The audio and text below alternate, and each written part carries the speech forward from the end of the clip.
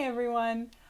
I have a rare genetic condition called Ehlers Danlos Syndrome. May, this month, is Ehlers Danlos Syndrome Awareness Month. It takes, on average, 16 years from onset of symptoms to a proper diagnosis of EDS, partly because it's considered rare and partly because it's such a complex condition. So to do my part to raise awareness, I want to share with you my diagnosis story, from nebulous symptoms as a child all the way through to my correct diagnosis at the Mayo Clinic last summer. At the end of the video, I want to share with you some resources that helped me when I was seeking a diagnosis and when I was recently diagnosed, things that helped me understand my condition or live with it better or just feel supported. Again, at the end, I'll explain all of those. I hope that some of those resources can help you or someone you love to get a diagnosis, hopefully sooner than 16 years. So let's start with my childhood. Fun fact, when I was 11 years old, I thought that I had lymphoma. If you ask my mom, it was because my grandmother had lymphoma the year before, and I was a bit of a hypochondriac kid. But the real reason is that my grandmother's cancer was the only encounter I had ever had with a severe condition, and I had night sweats, severe abdominal pain, I was really skinny, I bruised easily, I was constantly out of breath and behind my peers in sports and other physical activities. So 11-year-old me could only imagine if I was feeling all of these things, I must have something really severe. Like I said, my mom thought I was a hypochondriac, but she did realize that I was suffering. I was behind my peers in sports. I was struggling. And so she took me to the doctor, our normal family care provider, and his two suggestions were she gets out of breath when she runs. Maybe she has asthma, but it was a maybe. Nah. And then he checked me for scoliosis. The way that he did that was he had me bend over and he felt my spine. I didn't know that you were only supposed to bend over, halfway. I bent all the way to the ground and touched my hands to the floor. That should have been a huge red flag. That's what's called a hypermobile spine, or it's a sign of a hypermobile spine. Your spine really shouldn't be able to bend that far, even as a child. Most children should not be able to bend all the way down without bending their knees and touch the floor. But what he said after he felt my spine was, maybe she has scoliosis, or maybe she just slept funny. Now, it was 2 p.m., and I had been pretty active all day. If I had slept funny, something should have worked itself out. After that, my mom put me on a swim team because she had heard that swimming was a good sport choice for people with asthma, especially kids with asthma. I loved swimming, but same deal. I was still way behind my peers. I was slower. I got tired more easily. I had to skip more practices because of fatigue. But other than that, I didn't really see many more doctors in my childhood.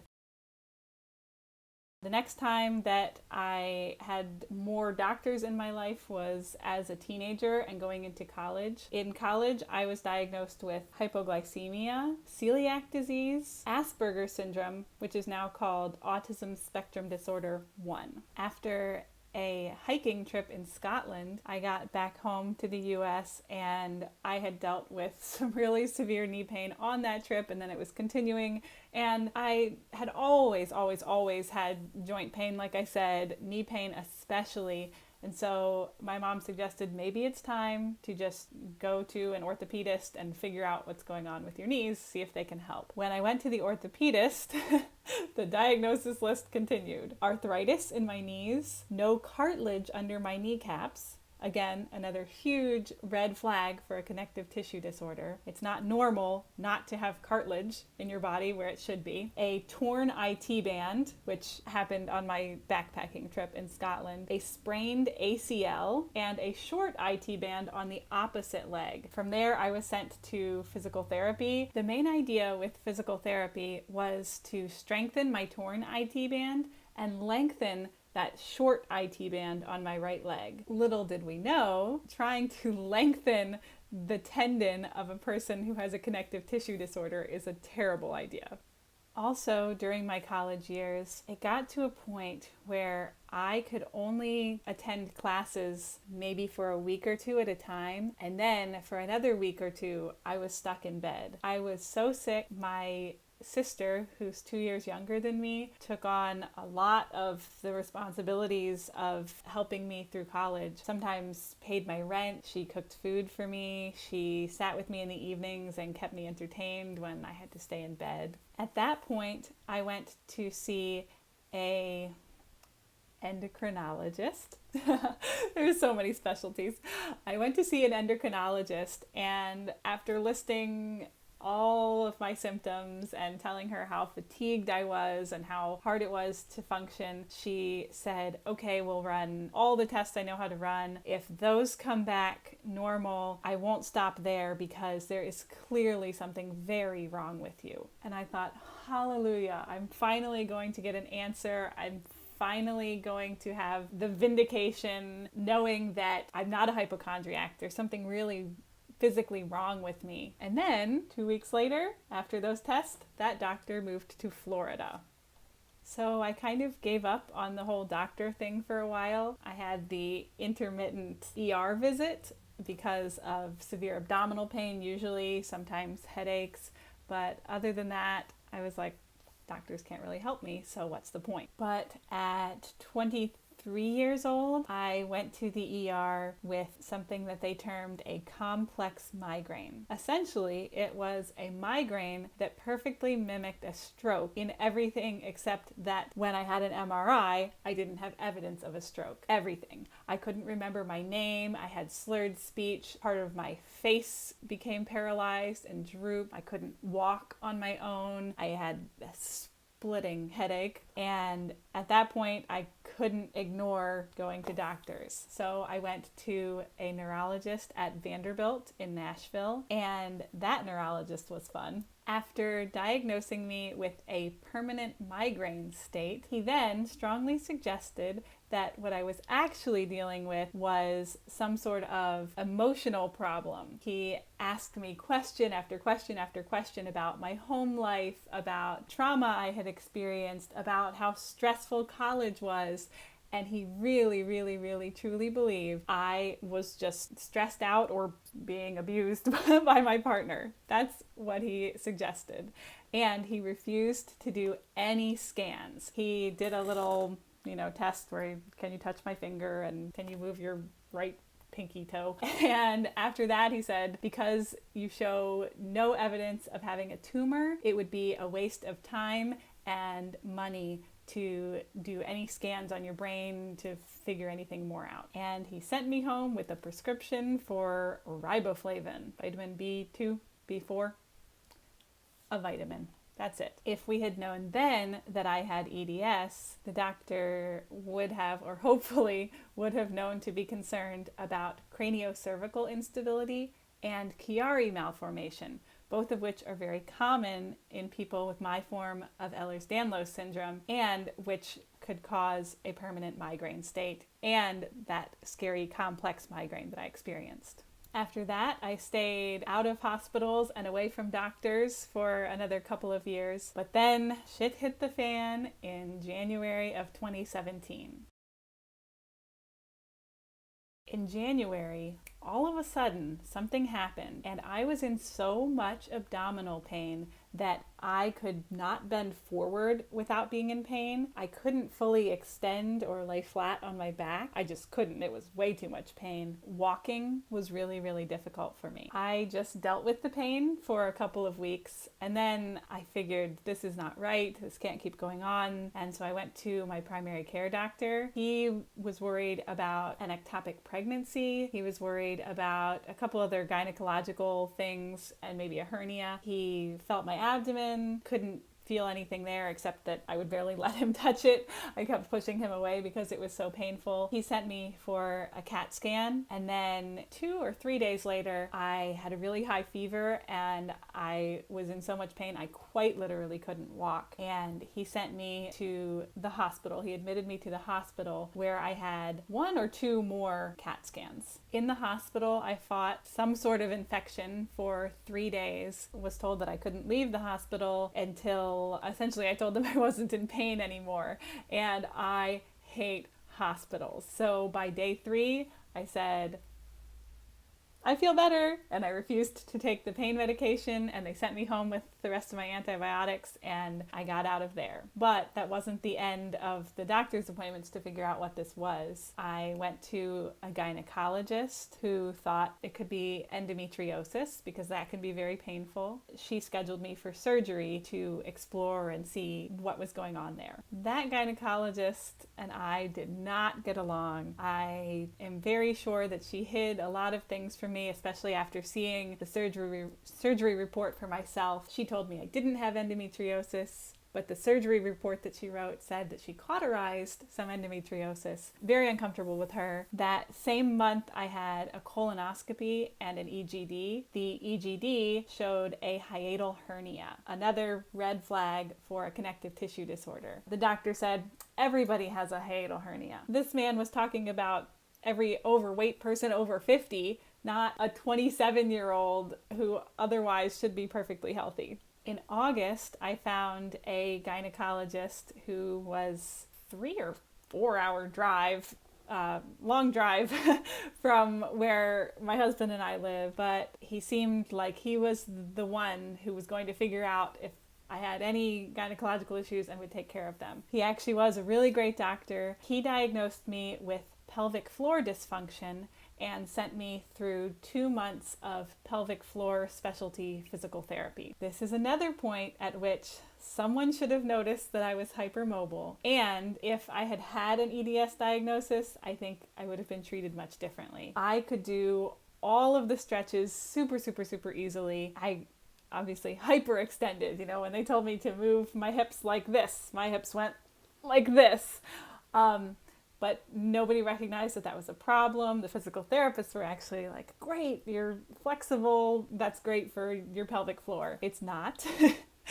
My hips are so loose that my pelvic floor muscles have to be really tight to hold them together. The flexibility is not a great thing in this circumstance. In August, when I began physical therapy, I walked into the office on my own, pretty much standing up straight. When I had my last session in October, Matt had to wheel me in a wheelchair. Something happened at physical therapy that made me much worse, not better.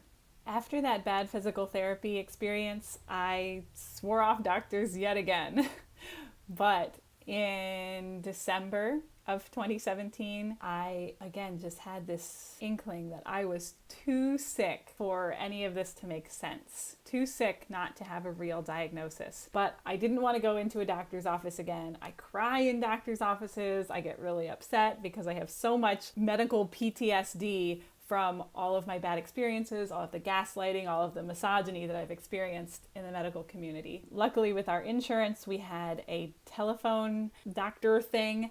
And so I called into that and I talked to a doctor over the phone. And after I listed some of my more concerning symptoms, constant bruising, night sweats and itchiness, inability to gain weight, losing weight, extreme fatigue, he started to get pretty worried about my childhood fear, lymphoma. And he said, you could wait and make an appointment, but I would also support you just going straight to the ER right now and getting some tests done. When I got to the ER, I didn't even mention the word cancer. I didn't say lymphoma. I didn't say any of that. And I just listed my symptoms, and the doctors started speaking around me in hushed tones. They were speaking really quietly and calmly to my husband and my sister, and they did all the tests for lymphoma right then and there. You would not believe excitement from these doctors when they came in a couple hours later after all these tests and said, good news, you don't have cancer. To them, that was, check, we're done with this patient. She's not terminally ill, so she's fine. During that ER visit, I had my 10th CAT scan in the space of a few years.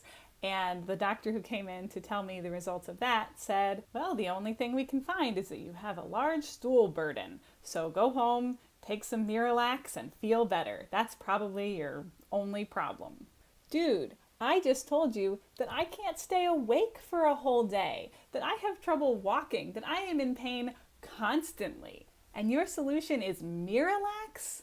I think not. Again, another couple months of swearing off doctors. I even told my sister, forget it, we'll do some voodoo medicine, plant me in the ground and pour oil on me.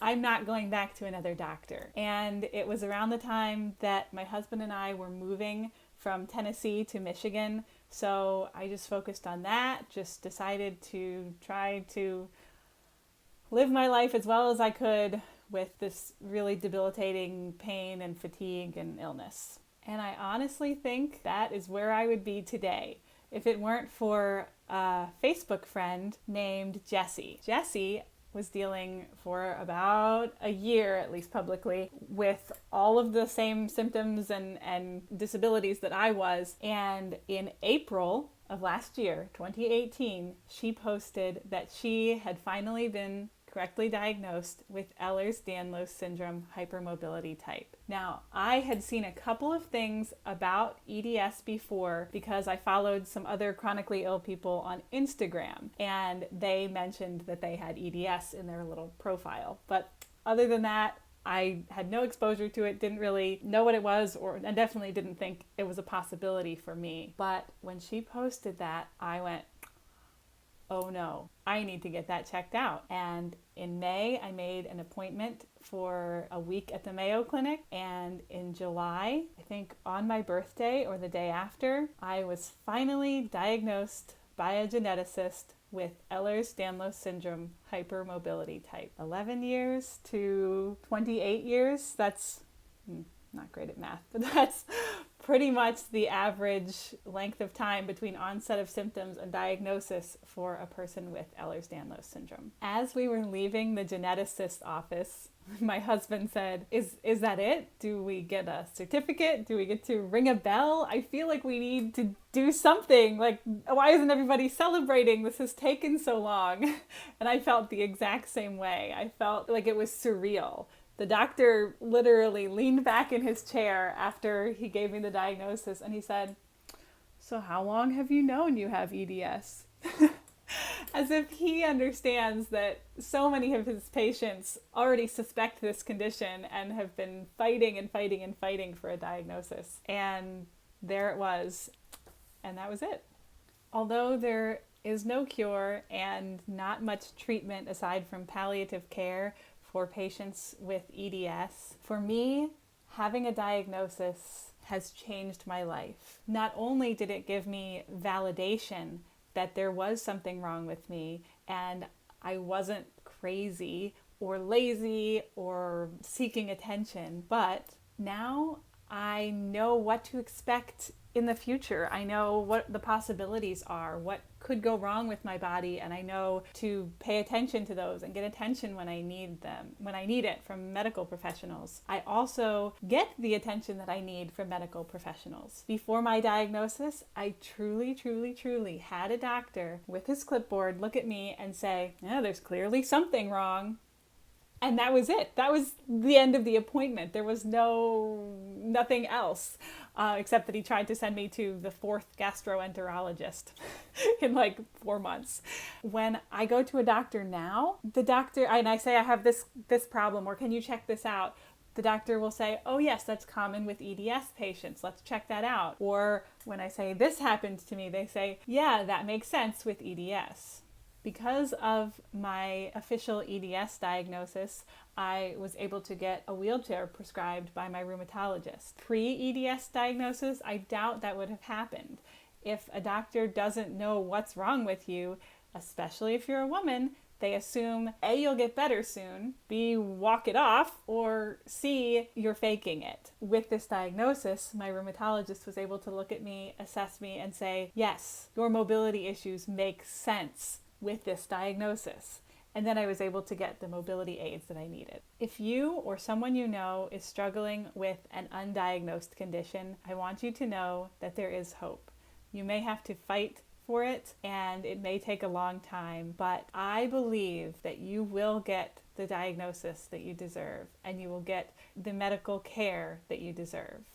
I would love to hear from you in the comment section. If you have EDS, if you're seeking a diagnosis or recently diagnosed, I would love to hear your experiences. If you're a friend or a family member, I would love to hear your thoughts on this video and just connect with as many people as possible. Throughout the month of May and beyond, I will be sharing videos about Ehlers Danlos Syndrome, my experience with the condition, and how I live with a chronic illness. Videos coming soon will be my Mayo Clinic experience, a tour of my wheelchair, hopefully a vlog from the Global Learning Conference, which is happening in Nashville in July, and many more fun topics.